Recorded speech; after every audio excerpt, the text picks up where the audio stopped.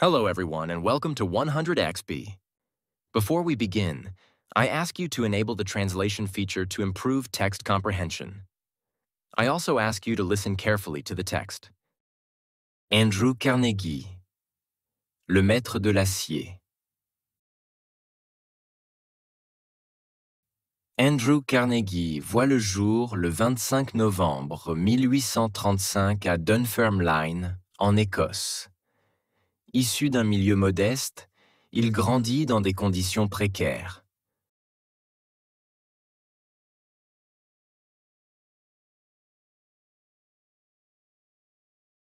Andrew Carnegie voit le jour le 25 novembre 1835 à Dunfermline, en Écosse.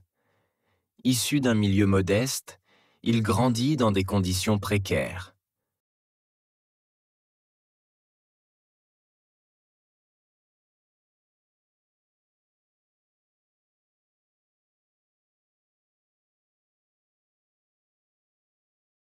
En 1848, sa famille émigre aux États-Unis pour tenter une nouvelle vie.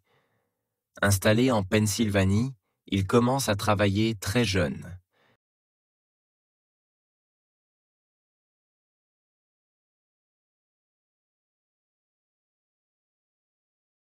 En 1848, sa famille émigre aux États-Unis pour tenter une nouvelle vie. Installé en Pennsylvanie, il commence à travailler très jeune.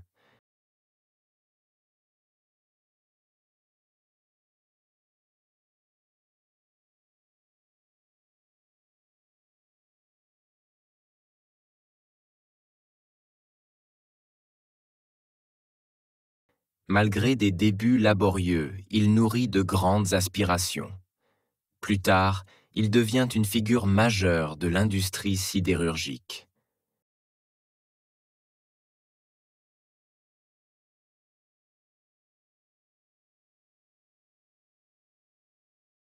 Malgré des débuts laborieux, il nourrit de grandes aspirations. Plus tard, il devient une figure majeure de l'industrie sidérurgique.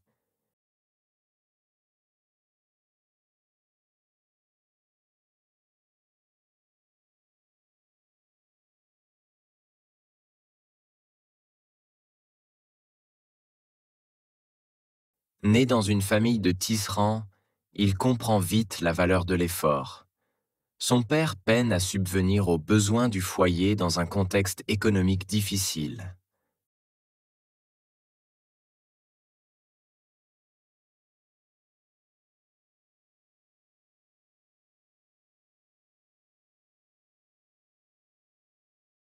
Né dans une famille de tisserands, il comprend vite la valeur de l'effort. Son père peine à subvenir aux besoins du foyer dans un contexte économique difficile.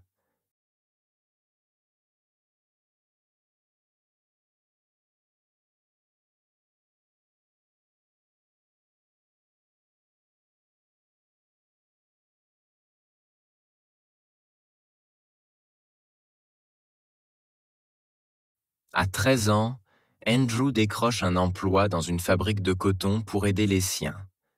Plus tard, il devient télégraphiste, développant ainsi des compétences essentielles.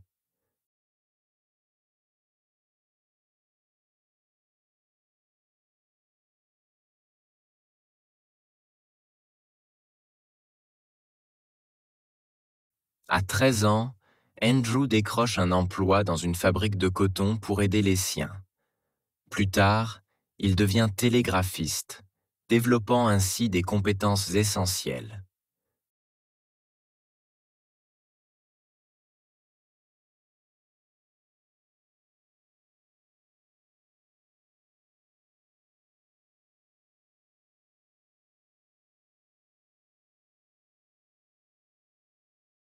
Cette première expérience lui permet d'établir des contacts stratégiques.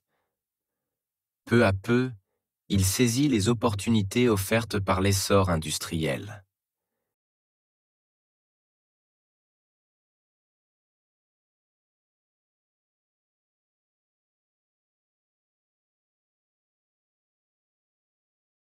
Cette première expérience lui permet d'établir des contacts stratégiques.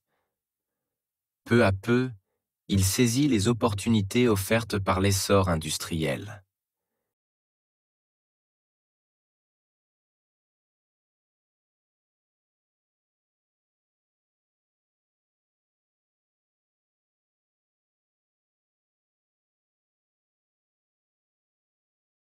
N'ayant pas eu accès à l'université, il s'instruit de manière autodidacte. Avide de savoir, il fréquente assidûment les bibliothèques locales pour enrichir ses connaissances.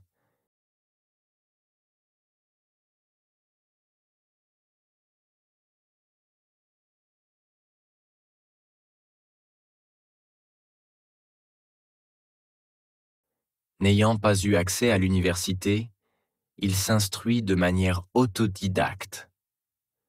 Avide de savoir, il fréquente assidûment les bibliothèques locales pour enrichir ses connaissances.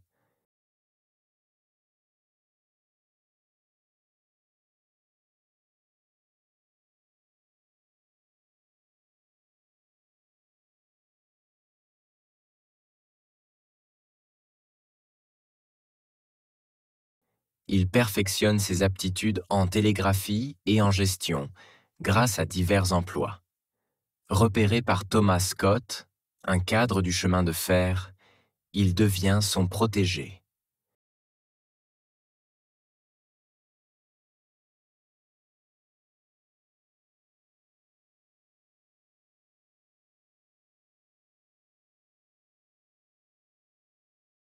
Il perfectionne ses aptitudes en télégraphie et en gestion grâce à divers emplois. Repéré par Thomas Scott, un cadre du chemin de fer, il devient son protégé.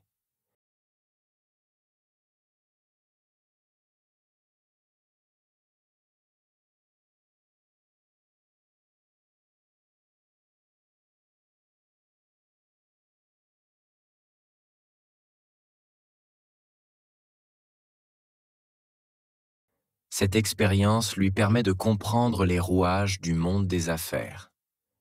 Dès lors, il pose les bases de son futur empire.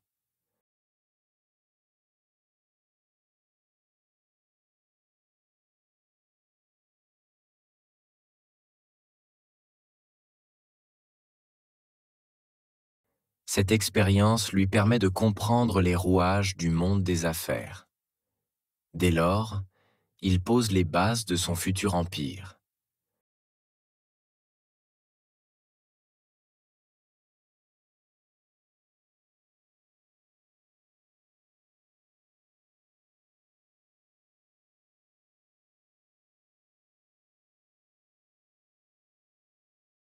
Sa trajectoire professionnelle prend un tournant lorsqu'il investit dans l'industrie de l'acier. Visionnaire, il fonde Carnegie Steel Company, qui s'impose comme un acteur majeur du secteur.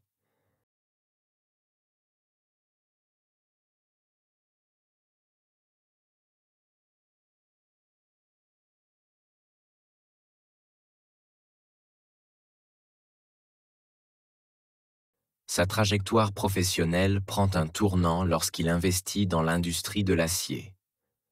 Visionnaire, il fonde Carnegie Steel Company, qui s'impose comme un acteur majeur du secteur.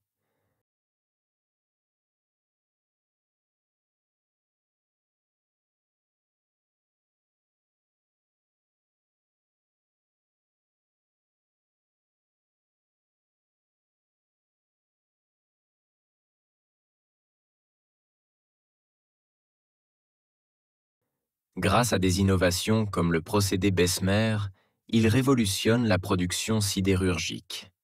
En 1901, il cède son entreprise à JP Morgan pour 480 millions de dollars.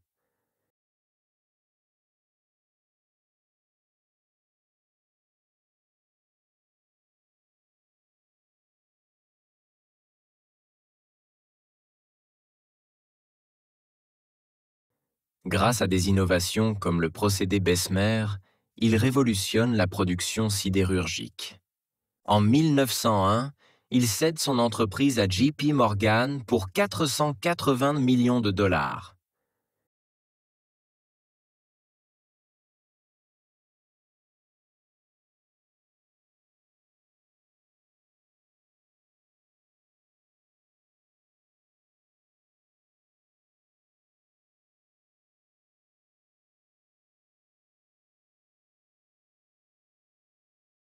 Il consacre alors sa fortune à des causes philanthropiques. Son ascension illustre parfaitement le rêve américain.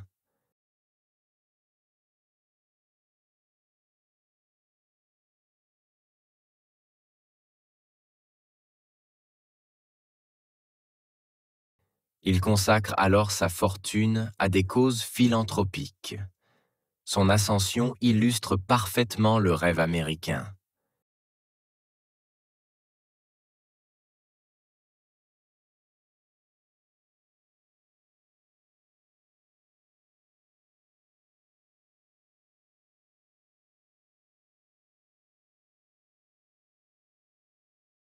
Côté personnel, il épouse Louise Whitfield en 1887. Ensemble, ils donnent naissance à une fille unique, Margaret, qui hérite de ses valeurs altruistes.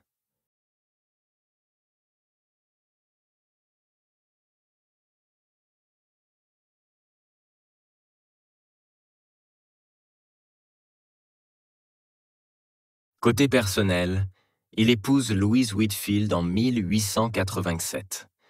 Ensemble, ils donnent naissance à une fille unique, Margaret, qui hérite de ses valeurs altruistes.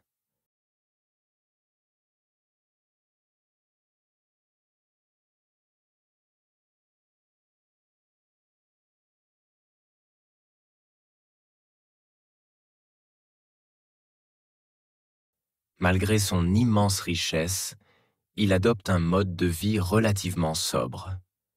Passionné par la littérature et la musique, il soutient de nombreuses institutions culturelles.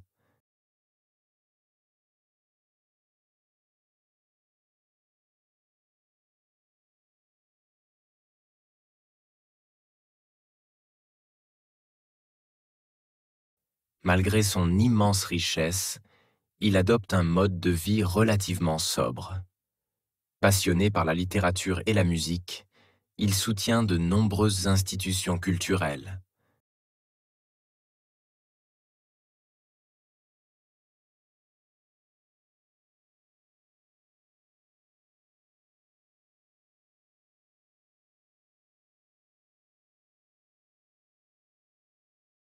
Au fil des ans, il approfondit son engagement en faveur de l'éducation.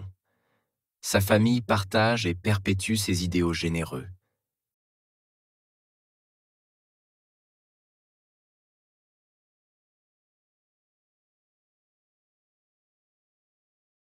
Au fil des ans, il approfondit son engagement en faveur de l'éducation. Sa famille partage et perpétue ses idéaux généreux.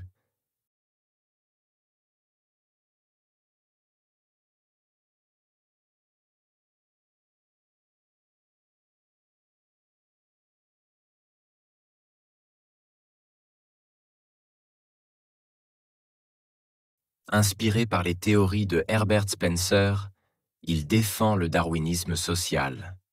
Il considère la prospérité comme une responsabilité et non comme une finalité.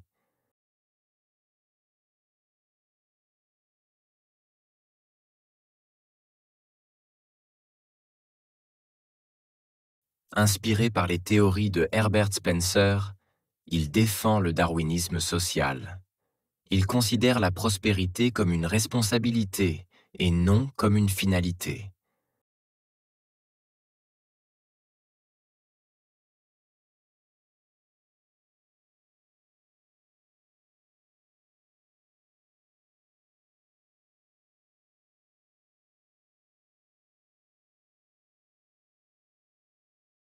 Marqué par son propre parcours, il milite pour l'accès à la connaissance pour tous.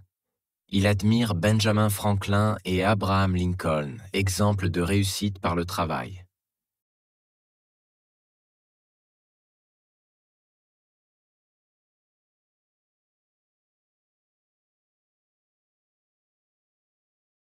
Marqué par son propre parcours, il milite pour l'accès à la connaissance pour tous. Il admire Benjamin Franklin et Abraham Lincoln, exemples de réussite par le travail.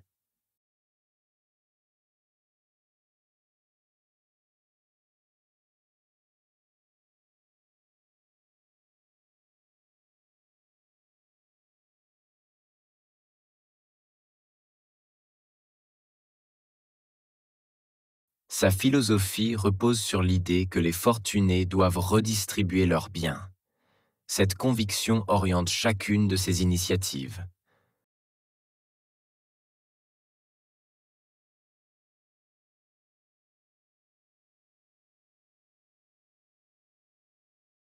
Sa philosophie repose sur l'idée que les fortunés doivent redistribuer leurs biens. Cette conviction oriente chacune de ses initiatives.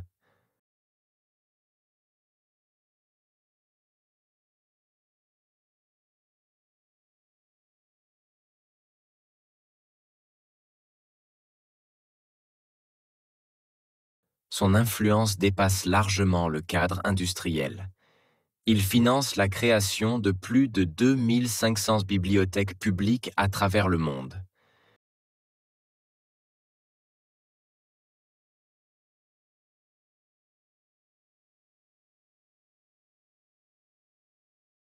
Son influence dépasse largement le cadre industriel. Il finance la création de plus de 2500 bibliothèques publiques à travers le monde.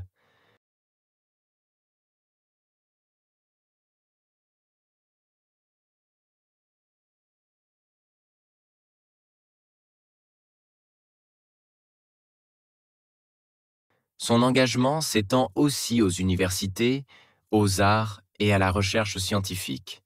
Il fonde la Carnegie Corporation, dédiée à l'éducation et à la paix.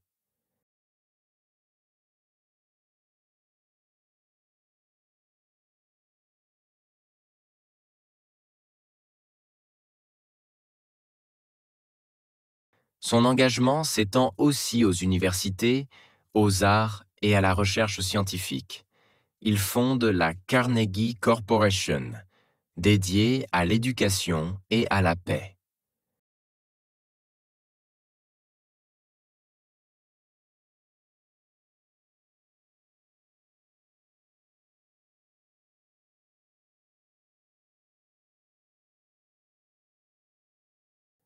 Il soutient également la mise en place de la Cour internationale de justice.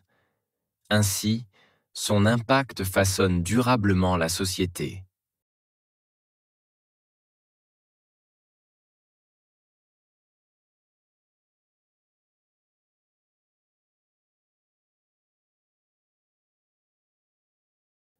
Il soutient également la mise en place de la Cour internationale de justice.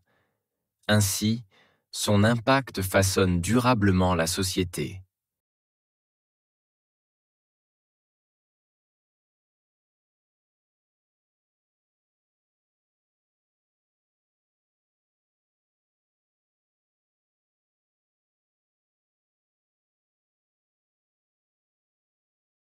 À travers son parcours, on mesure l'ampleur de son lait. Parti de rien, il atteint les sommets grâce à sa ténacité et son audace. Avec le temps, ses actions philanthropiques continuent d'avoir un effet tangible.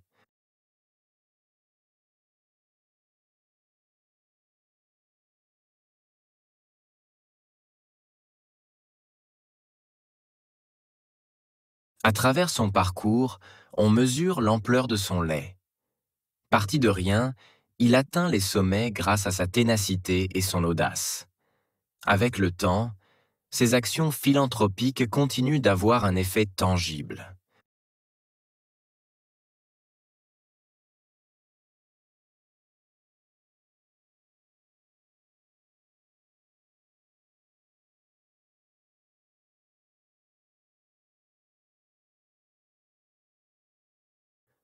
Son parcours inspire encore aujourd'hui des générations d'entrepreneurs et de mécènes. Même après sa disparition, ses fondations poursuivent son œuvre.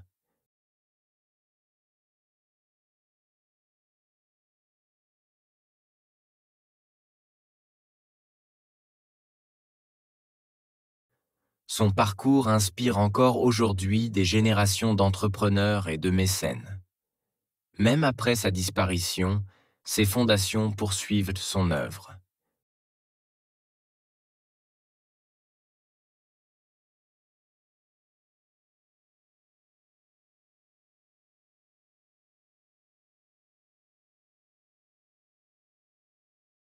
Finalement, il demeure un modèle de réussite et de générosité.